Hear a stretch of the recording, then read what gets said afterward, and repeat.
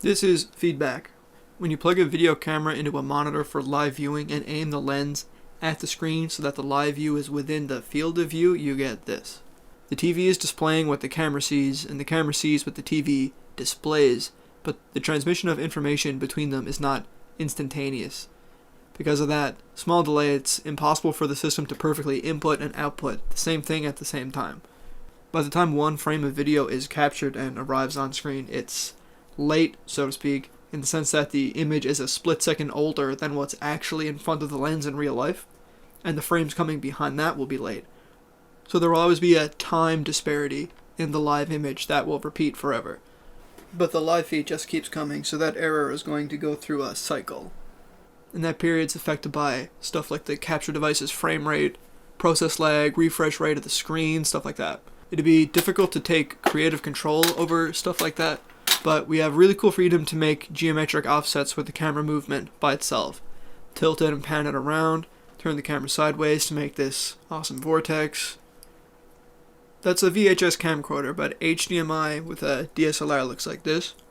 Any sort of overlaying display from the camera or the TV itself, like turning up the volume, will enter the loop and be repeated.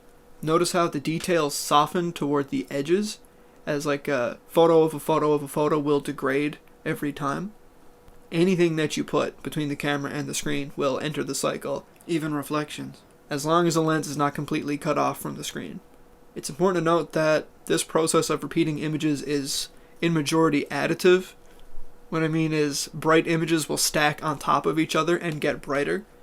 Like overlaying images will add their brightness and the shadows will mostly drop out. Darkness or nothingness repeats with more apparent fidelity just because it doesn't have any shapes or details that are redefined over the course of time like a person. Here the offset between bright details is really vivid and obvious. You can use an object too. If the object, camera, and TV are perfectly lined up, the vanishing point will be eclipsed and the feedback effect will be sort of like a glowing rim. If you want to see more echoing after images, just reposition your camera to make an offset. When you're looking for something to throw into this, start thinking about light and silhouette. How does light interact with this material? How opaque is it? How reflective or luminous? Inner details are mostly lost to this effect, but the outer edge will cycle on and on and on and on.